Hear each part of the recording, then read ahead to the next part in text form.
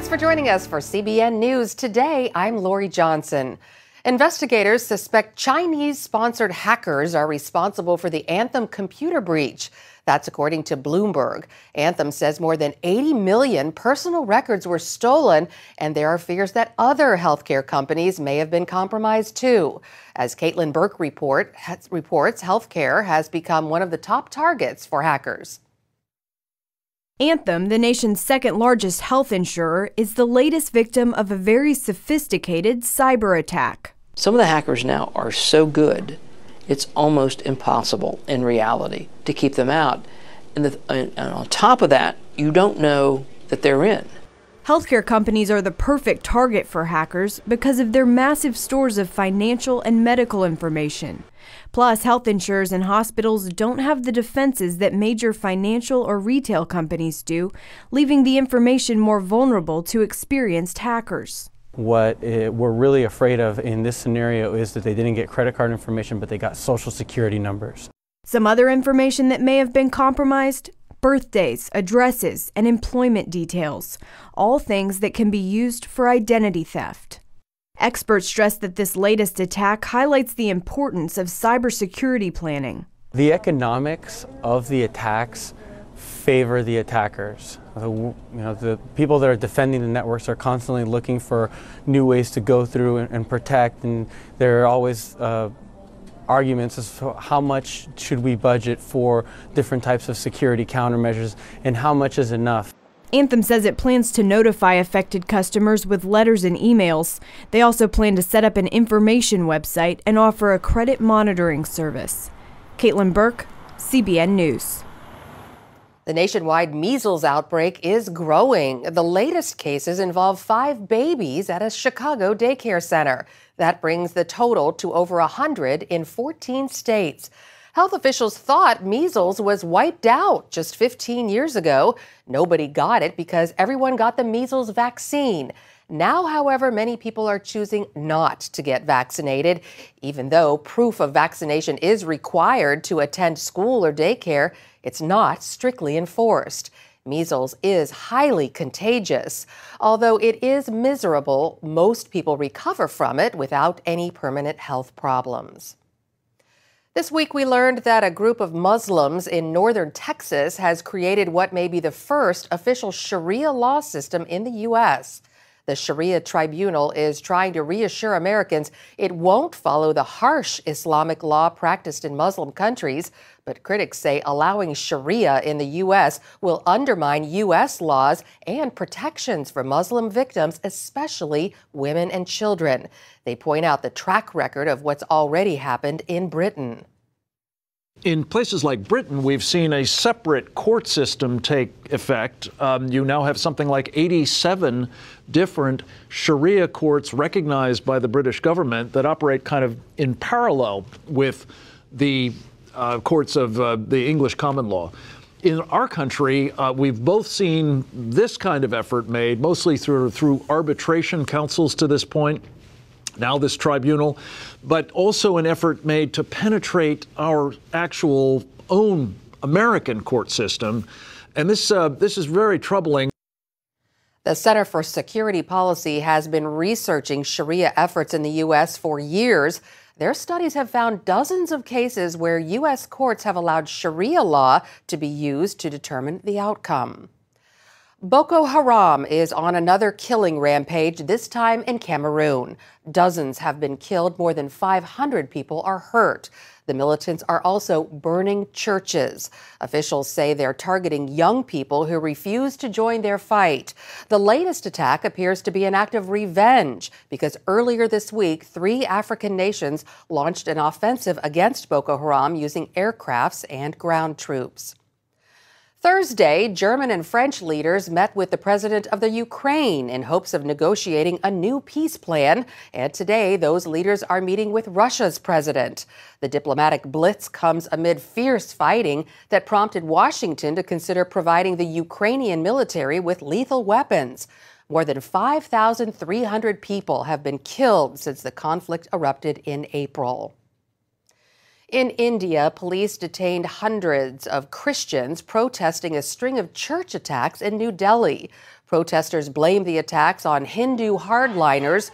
Church leaders are disappointed that Prime Minister Modi has not spoken out against the attacks.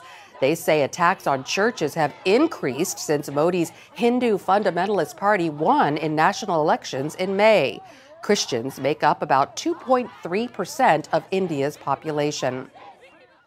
Here in the United States, House Speaker John Boehner says Pope Francis will address Congress in late September.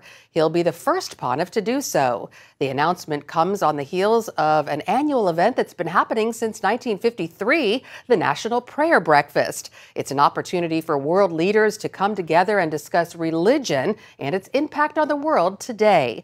Our Heather Sells has more. It's a tradition that brings together Republicans, Democrats, world and religious leaders.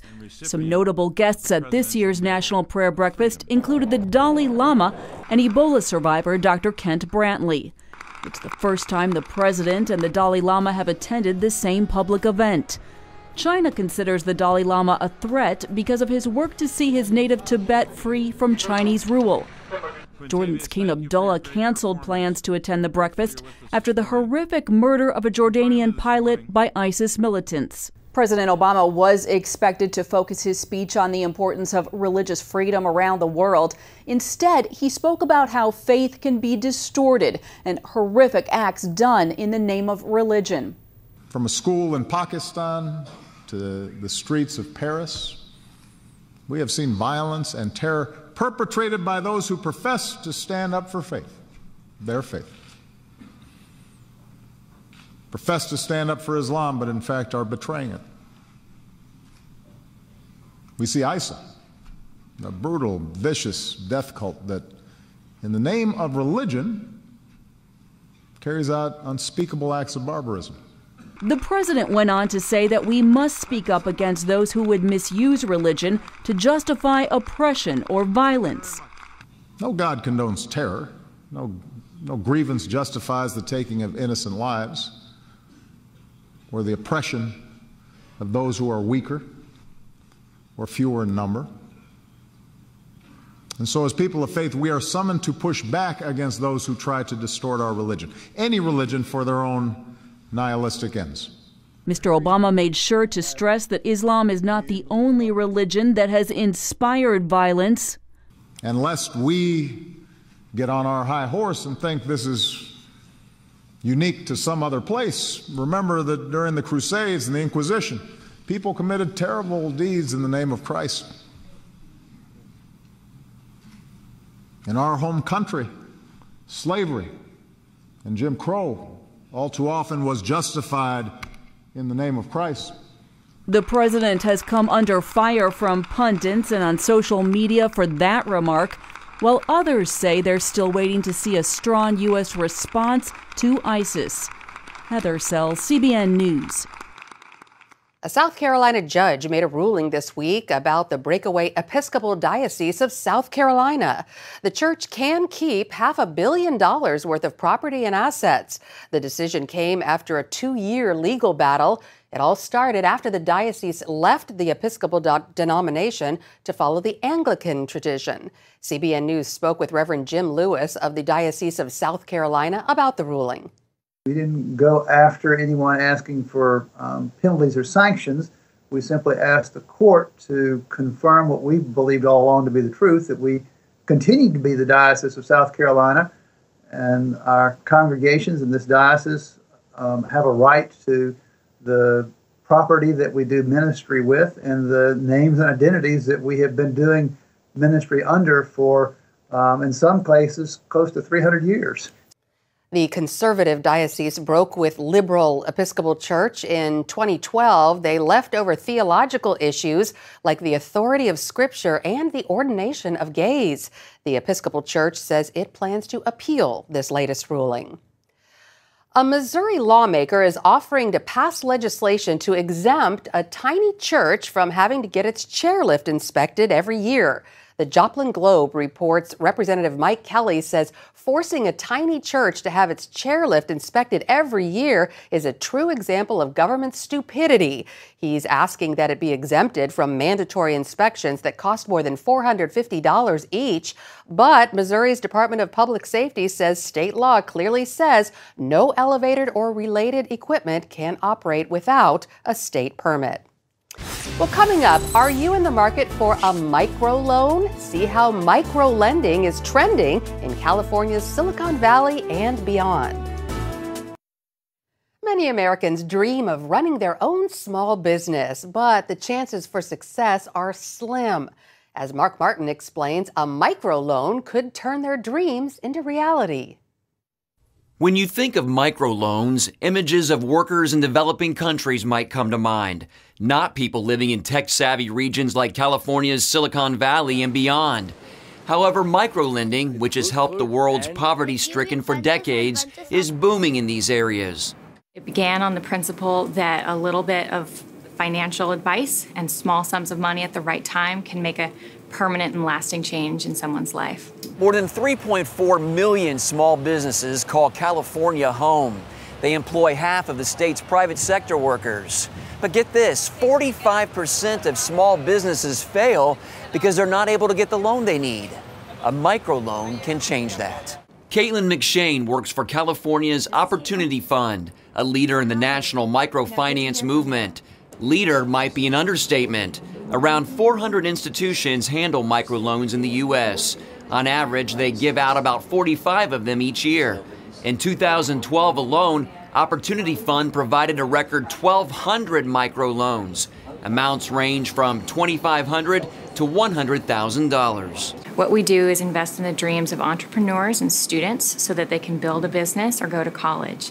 To us, those are two proven pathways to economic mobility, to the chance of a better life. Since its inception 20 years ago, Opportunity Fund has helped 8,000 people turn their dreams into reality. Maurice Brewster is just one example. During the dot-com explosion, he left a 20-year career in sales management to start his own business. He and his wife Rhonda now run Mosaic Global Transportation, an international corporate transportation company. So we prayed about it and ended up 3 months later deciding that we were going to take the risk and go into entrepreneurship. And we haven't looked back. A few years ago, business slowed down and the company needed money to keep going and pay down some debt. Traditional banks were no help. They didn't feel that we were bankable. They felt that because our assets base is vehicles, very expensive vehicles, by the way, but they were rolling depreciable assets. Other businesses might be refused a traditional loan because they are too young or too small. Maurice heard about Opportunity Fund and found an opposite response. They peeled the onion back. They got information about our company and about my wife and I. One thing led to another, and by the grace of God, they approved our first loan. We've got a couple of loans with them now. Maurice's company had around 20 employees when they first reached out to Opportunity Fund. Today, he says they're hiring around 60. That's close to 300% growth, and it couldn't have happened if we didn't have the support of microlending. The day CBN News visited Opportunity Fund, we learned this man needed $4,000 to take his catering business to the next level. Right now, we're growing so rapidly, we're saying yes to about 5 people a day. And it feels really good, but the relationship extends far beyond the capital to what we're able to help them, come up with in terms of plans and what they're doing for their businesses. Opportunity Fund's goal is to increase financial access and provide microloans that also build a positive credit history. The organization is a nonprofit because it thrives on donations from companies like Citibank. As Opportunity Fund grew, so did the partnership. As you look at it in 2014, we now have product and program involvement with Opportunity Fund, but we also have board participation and we have city volunteers. to come out and support the organization and support the entrepreneurs through the programs. As entrepreneurs grow from an idea to a full-fledged multi-million-dollar enterprise, they're going to need different amounts of money, and sometimes there is such a thing as too much. And a microloan fills the gap for anything below what a larger traditional bank loan would be, as well as comes with a yes, and when you might often hear a no. Leaders here say it's a chance everyone deserves. A hand up, not a handout. Mark Martin, CBN News, San Francisco. Up next, praying for the peace of Jerusalem. See the new ministries contending for the faith in the heart of the Holy Land. Anti-Semitism hit a record high in Great Britain last year. A British charity reports the number of anti-Semitic incidents spiked, including more than 80 violent assaults. The Community Security Trust recorded 1,168 incidents across Britain. That's more than double the number of cases in 2013, and it's the highest yearly total since the group began monitoring anti-Semitism in Britain in 1984. They believe the spike was a retaliation over the conflict between Israel and Hamas last summer. A charity spokesman says fear is spiked yet again after the Islamic terrorist attacks in Paris last month. An unprecedented number of British Jews called the group, fearing they could be targeted next. Well, the Bible commands us in Psalm 122, verse 6, to pray for the peace of Jerusalem. And now more Christians are obeying the word by starting prayer ministries in Jerusalem. Here's CBN News Middle East Bureau Chief Chris Mitchell. The Israel Prayer Tower in the heart of Jerusalem celebrated its one-year anniversary. The vision for the Israel Prayer Tower is to bring the Lord's kingdom back to earth. Dr. Paul Denakaran is the director of Jesus Calls Ministry that founded the Prayer Tower. After 1 year, he says the center is ready for a new season. But now I'm looking for people to come from all over the world to come and pray here in this prayer tower in Israel. And I'm looking for a place where we could host them. They could stay here and pray from this place. The vision of the prayer tower is for 24-hour a day, 7 days a week, prayer and worship. Basically what's going on is we see Israel and the nations coming together through this prayer tower. The tower serves the nations and the local body. We have had people from Korea, from China, from Sri Lanka, India, the USA, and they are all thrilled. And also the local congregations need a place to worship and pray. And we have opened this place for all congregations because we are not a church, this is a place of prayer. Kobe Ferguson directs the Israel Prayer Tower. We also minister to people that come, and we have people coming from all over the world and also calling us. We have a call center that's just basically praying for you. We really are strong in the concept in the scriptures that says the word of the Lord will flow forth from Jerusalem and the law from Zion. So we believe God has a special heart and attention, obviously, on Israel and Jerusalem. And so from here, we're praying for the nations.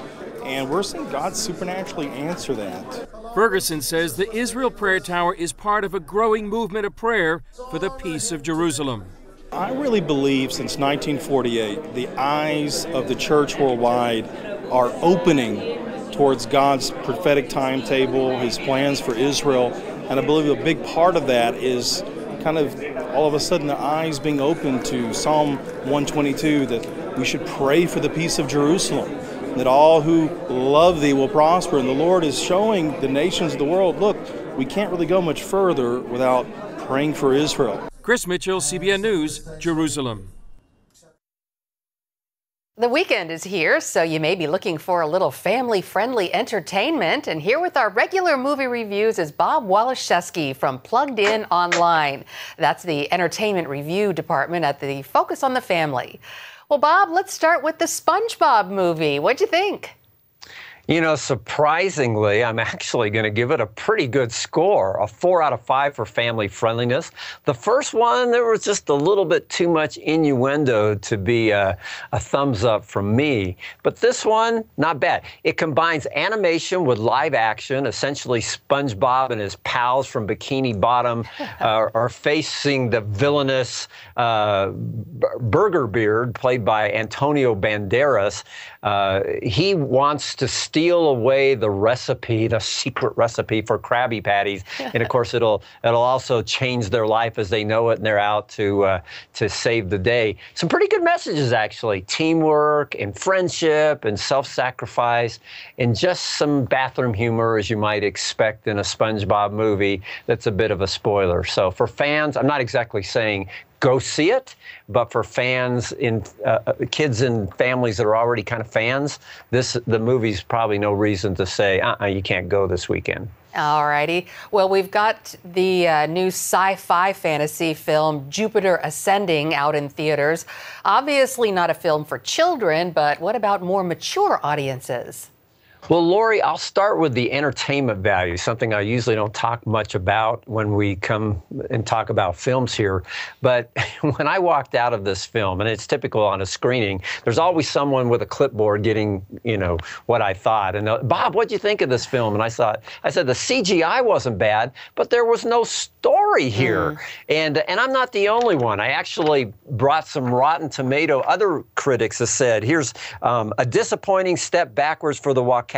Remember, they brought us The Matrix, who lose themselves in an over-designed, underdeveloped Star Wars-style land grab in space. Another one says, anyone hoping for the old Matrix magic is due for disappointment. Another one, complicated storytelling in service of thin characters and redundant action sequences. That's from an entertainment point of view. Whoa. Add in the fact that there was some sensuality here that was disturbing. There was a spiritual mishmash that is just kind of like, what in the world? Reincarnation, and where does all this fit in? And pretty much nonstop violence. We gave it a 2. In fact, we gave it 2 shiny toilets out of 5. And the reason being, Mila Kunis's character actually works janitorial. We're told she scrubs toilets for a living, but she has the DNA makeup to be the queen of the universe, but 3 bad guys are out to kill her because they can inherit the earth, the grand prize. That is the story for what it's worth, but watching it on screen is even less interesting than the way I just described it. Well, I'm sorry you had to suffer through the screening, but thanks for preventing the rest of us from having to suffer through it. Jupiter Ascending, okay. And to think that SpongeBob is the positive pick for the weekend. Right, yeah. Okay, well, great to see you. Thanks for the picks. Thanks, Lori. We'll talk next week. All right. And that's it for now on CBN News Today. We hope you'll join us again next time. Have a great day, everyone.